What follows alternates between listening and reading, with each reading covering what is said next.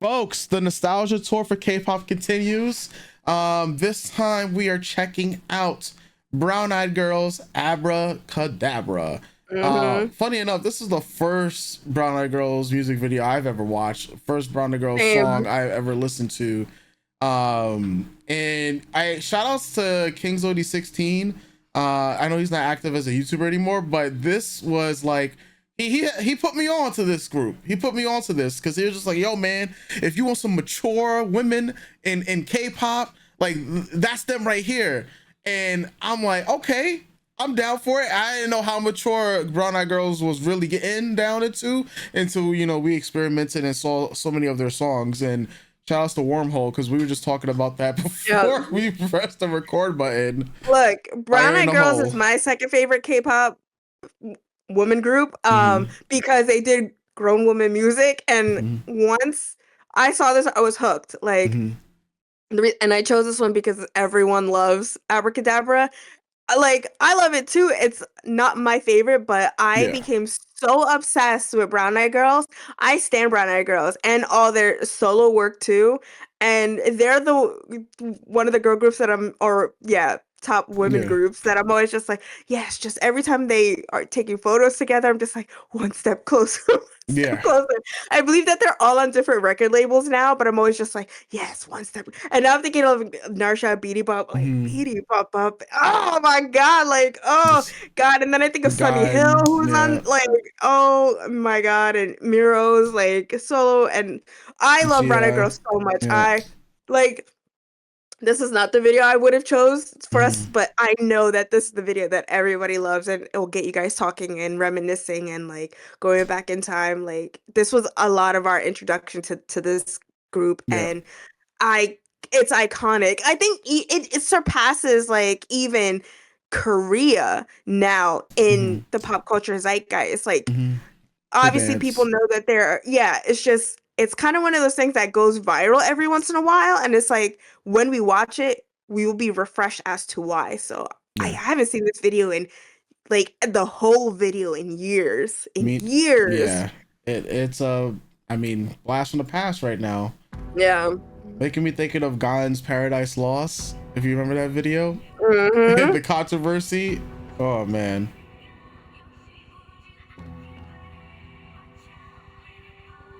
What song was that playing in the background of theirs?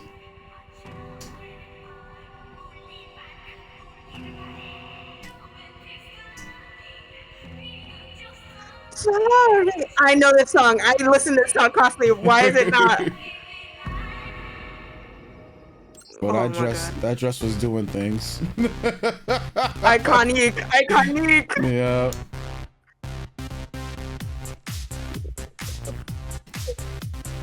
Applause.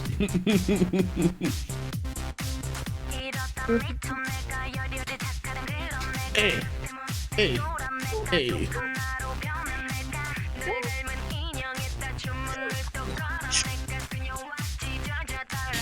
That's mine. It's mine.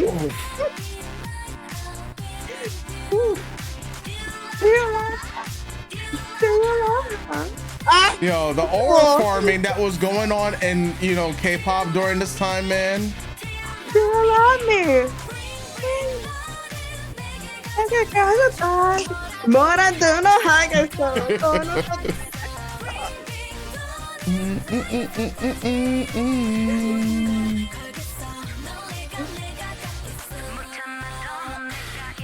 Bro.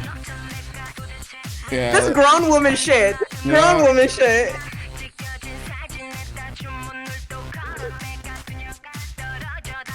Back when K-pop was K-pop, right?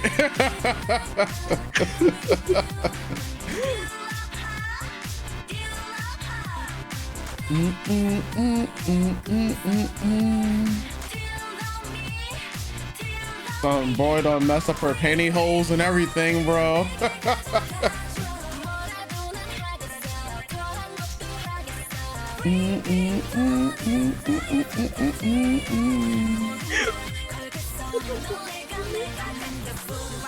My man wakes up like, yo, why am I chained? What's going on?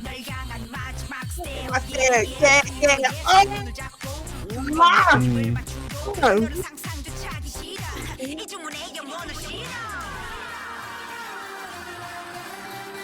my god! Wow! Yeah, like I did not see this video after so many years. Yo, thinking about how this video would have been banned. Bro.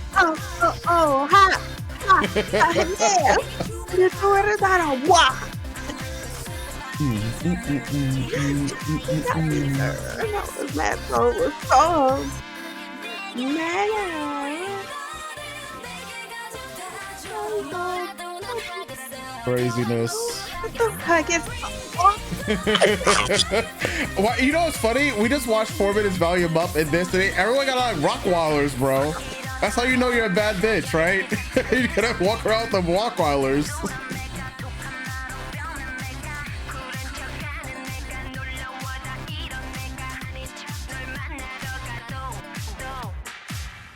Oh, bad bitch. No, this is bad bitch music. This is bad bitch. They're bad bitcheries. Like, I mean, the dress, the aura form and walk. He's like, did you do it? That's the fuck I did. They did that. What is that? That shit. Oh man. The beat. For the girls. For the girls. For the girls. Look, how I feel about 9 Muses, After School, and Brown Eyed Girls. Look, I know men like them, and I guess that's okay. Y'all could like them, but these 3 groups, they're for the girls and gays. Everyone else could, like, truly, in my opinion, fuck up out of here. Like, this is grown woman business, right?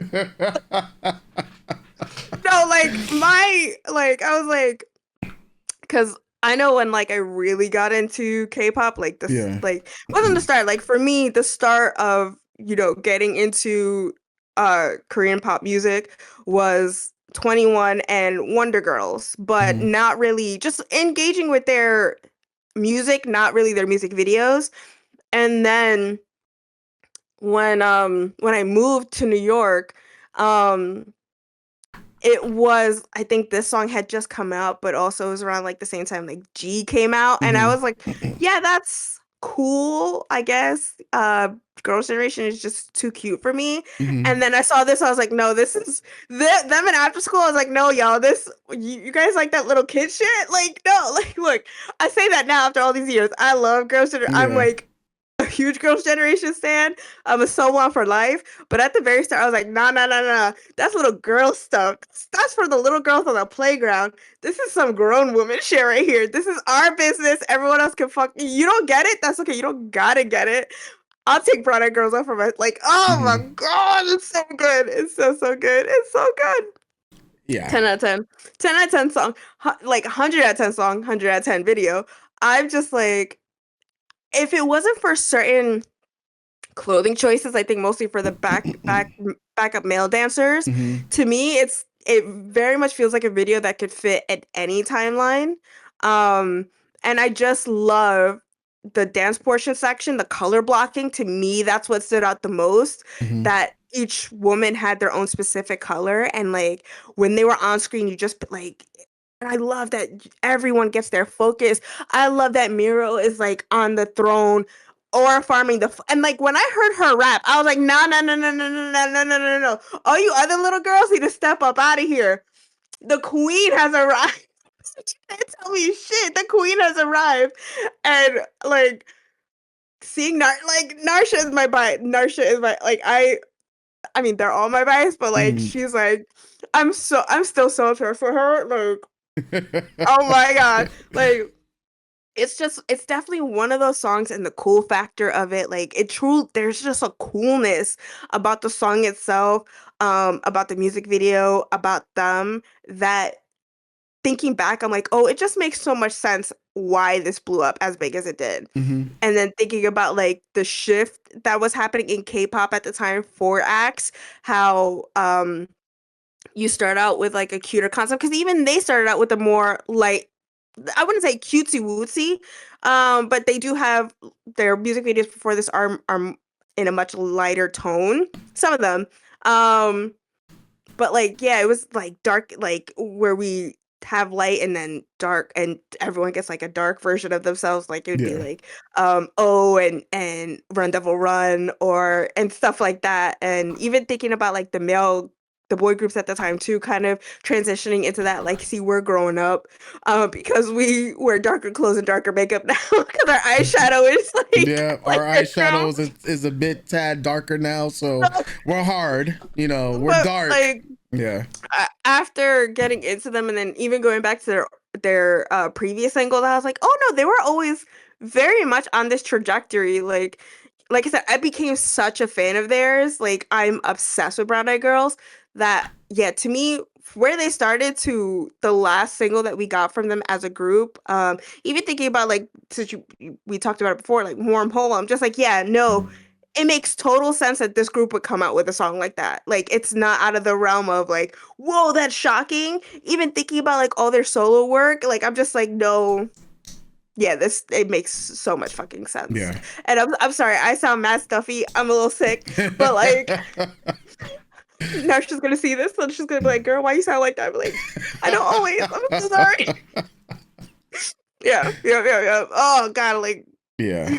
you cannot fuck with this vocals, bro. I remember not what is it? It's hold on, I can tell you that Sixth Sense. Yeah. I remember when like you know that these women have the talent and the range because in that part in Sixth Sense where it was like the high note after high note that there was stuff going around that people would have to lower their volumes right before that would happen because it would like fuck with the speakers. Like I'm like, who else Yeah. is doing it like them? No one else is doing it. Like God. Okay, sorry. Go ahead. You could go ahead now. Like, listen. I got nothing else to really add, but like, you know, it's such a great time.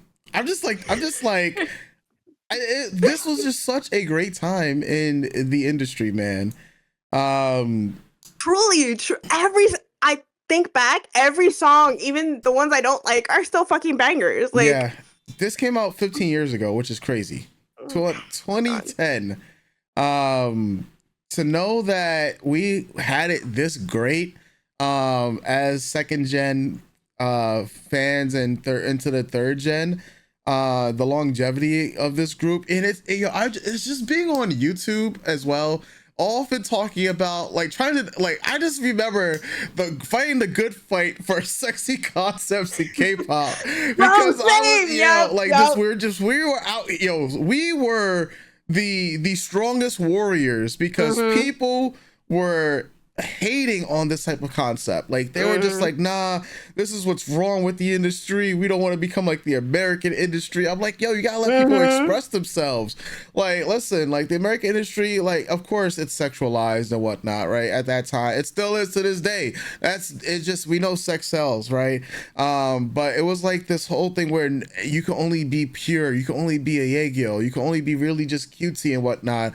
And everyone wanted to fit all girl groups into that one little box and didn't like how anybody tried to go against the grain. And Brown Eyed Girls was a group that did go against the grain.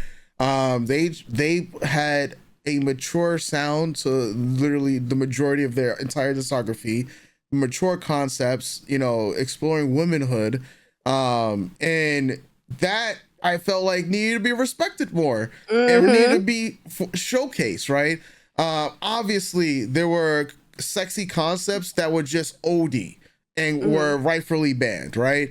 And then you find the dirty history behind a lot of those companies that had these girls do this against their own wills. Obviously, we do not want that at all, right? But for the people who did it of their own accord, for the love of the game, right? And because, not only for the love of the game, they also just want to get a message out there. Like Brown Eyed Girls was like, all intents and purposes, mothers to so many girl groups that wanted to, do these concepts, right? Damn, when you think about it, 15 years ago, like simpler days where we were just arguing over, will sexy concepts kill K-pop? Is there too many cute concepts? And now we're in the girl bossification of K-pop where right now it's just nonstop. Like everybody is a girl boss, but nobody's really doing it how like these other groups are doing it back in the days. Now, like that just goes to show that, you know, I'm pretty sure there are probably a 4th gen or a 5th gen group that has been killing it in its concepts. And we already know that the viewership on YouTube is astronomically higher, so it's much easier to get views. But I mean, like, yo, 43 million views on the music video, but 65 million on the performance version of this song lets you know that YouTube was in a such different time with K-pop, man. Like that, just breaking these numbers was just record breaking at that time. And you know, where would K-pop be without YouTube? I've always asked this question. No, right? it is very that. If it wasn't, it would still be. Yeah. Hey, have you heard? It would have literally been, have you heard of this? Yeah. Which that's how we grew up with J-pop. Yes. That's how we grew up with anything from overseas. It's like all the stuff that I love from the UK was always, have you heard? Yeah. And then you'd be lucky enough if it got bought out and then put on, like, you know, on channels over here. Yeah. Yeah, that's also why, like, when we watch Kylie Minogue videos, and, you know, I do give it to you fans, but when I say that, like, Fever and Can't Get You Out of My Head was my Kylie Minogue awakening, just because, like, you know, she was in Street Fighter and Biodome in the movies here. Those came out when I was, like, really young, and I didn't get an appreciation till I was much older. But the music markets are different. Mm-hmm. If they feel like they don't want to put the money behind an artist, or their home country doesn't want to put the money in promoting them overseas, or there's also the xenophobia that happens in the States, the racism, you know, not Kylie Minogue wise, because she's white, but, like, you know, for her type of music. And then sometimes it really just takes one song, one album to be big. And that, you know, her breakout for me happened before even YouTube was even, you know, a thought in the YouTube dad's balls or whatever, right? Like, it truly is just that. And if it wasn't, like, look, we could talk a lot of shit about what YouTube is today, but if it wasn't for YouTube, we would all literally be like, yeah, have you heard? Yeah. Have you seen it? Like,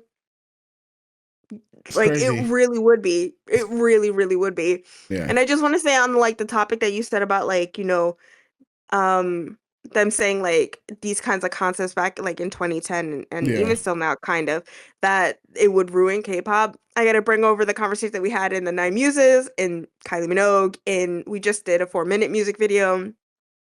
But when it comes to Japanese artists, any East Asian artists, it's the infantilization of female acts.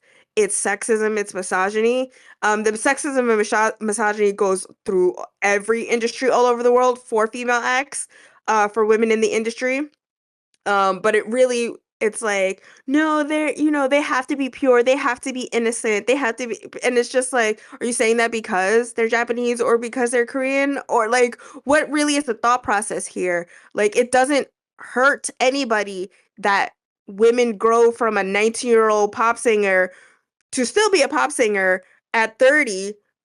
Who you are at 19 is not who you are at 30. You know what I mean? Your life is completely different. Your tastes are different. Your personal style is different. Like, your personality is a bit different. You're going to want to create different music. And to try to keep female acts in that box of they have to be cutesy wootsy, it only hurts them. And it also hurts entertainment in the long run. But yeah, it's that whole idea of, like, you know, women can't be more than just one thing, and if they deviate from that, then it ruins everything. It ruins everything. Sorry, I've also been watching a lot of documentaries about, like, older TV shows from the 70s that I'm watching, and I'm just like, damn, you guys were, like, crazy back then. Like, bro, booing at someone's poster for popping up in a movie because she left the show and wanted more for herself, and you guys felt so, like, bro, like, yeah, not much has changed, honestly. Like, not much at all. Not much at all. Oh man, folks, the nostalgia tour is gonna continue to be underway. Let us know what stops you want us to make in the comment section down below. Hit that subscribe button, enable notifications, hit that like button, and check out our Patreon for more. And we'll be catching you guys for more Brown Eyes Girl in the very near future. So, of course, stay tuned. Till next time, folks. Doses.